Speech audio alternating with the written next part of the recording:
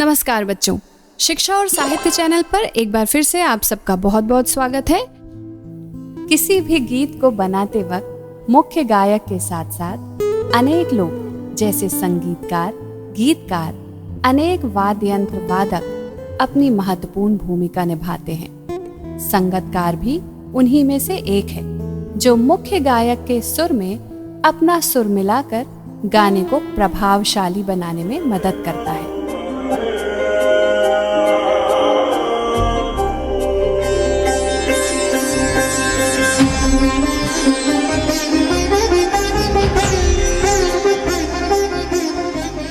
नमस्कार बच्चों, मैं श्रेया पाठक एक बार फिर से हाजिर हूँ कक्षा 10 संगतकार कविता का भावार्थ लेकर। यदि अब तक भी आप चैनल पर नए हैं तो हमारे चैनल शिक्षा और साहित्य को सब्सक्राइब जरूर कर लें। संगतकार कविता के कवि मंगलेश डबराल जी हैं और बच्चों, डबराल जी ने इस कविता में संगतकार की बहुत महत्वपूर्ण भूमिका को व्यक्त किया है। संगतकार न सिर्फ संगीत के क्षेत्र में बल्कि हर एक क्षेत्र में बहुत महत्वपूर्ण होता है। चाहे हम नाटक के क्षेत्र में देखें या संगीत के या नृत्य के या अभिनय के, हर एक क्षेत्र में संगतकार एक नायक का और मुख्य कलाकार का सहयोगी बनकर उसे उपलब्धि दिलाने का बहुत महत्वपूर्ण कार्य करता है। तो चलिए शुरू करते हैं संगतकार कविता का भावार्थ। मुख्य गायक के चट्टान जैसे भारी स्वर का साथ देती वह आवाज सुंदर कमजोर कांपती हुई थी।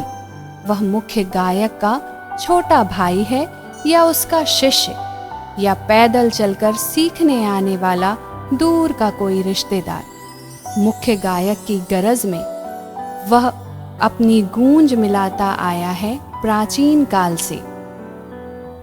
बच्चों, यहाँ पर कवि मंगलेश डबराल जी संगतकार की विशेषता बताते हुए कहते हैं कि संगतकार कोई भी हो सकता है।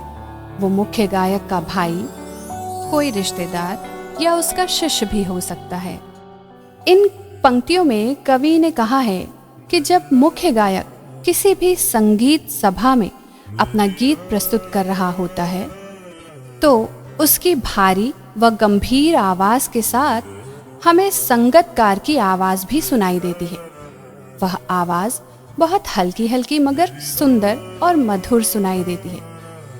कवि उस संगतकार की आवाज सुनकर अंदाजा लगा रहे हैं कि ये संगतकार मुख्य गायक का छोटा भाई भी हो सकता है या मुख्य गायक का कोई शिष्य भी हो सकता है या फिर संगीत सीखने के लिए पैदल चलकर मुख्य गायक के पास आने वाला कोई उनका दूर का रिश्तेदार भी हो सकता है। और खास बात यह है कि ये संगतकार जब से गायक ने गाना शुरू किया है तब से उसका साथ देता आया है।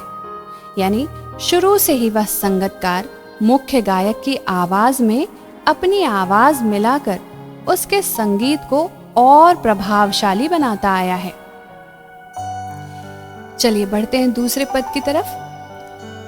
गायक जब अंतरे की जटिल तानों के जंगल में खो चुका होता है या अपने ही सरगम को लांघ कर चला जाता है भटकता हुआ एक अनहद में, तब संगतकार ही स्थाई को संभाले रहता है। जैसे समेटता हो मुख्य गायक का पीछे छूटा हुआ सामान, जैसे उसे याद दिलाता हो उसका बचपन जब वह नौसिखिया था। बच्चों, नौसिखिया का मतलब जब वो सीख रहा था। कवि इन पंक्तियों में ये समझाने का प्रयत्न कर रहे हैं कि मुख्य गायक जब किसी अंतरे को गाने में इतना तल्लीन हो जाता है कि वह उसके सुरों को ही भूल जाता है, तब संगतकार ही वह व्यक्ति होता है जो उसे उन भटके हुए सुरों से वापस लाने का काम करता है। वो उसे याद दिलाता है उन दिनों की जब वह नौसिखिया था, यानी जब वो नया नया गाना सीख रहा था। उस समय जब वो सुरों से भटका करता था, तब कैसे उसके गुरु उन्हें उन सुरों से भटकने से बचाया करते थे।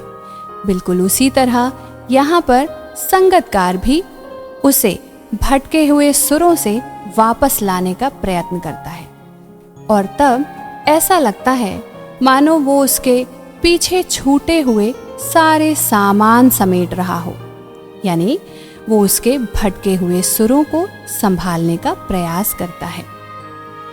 चलिए बढ़ते हैं तीसरे पद की तरफ।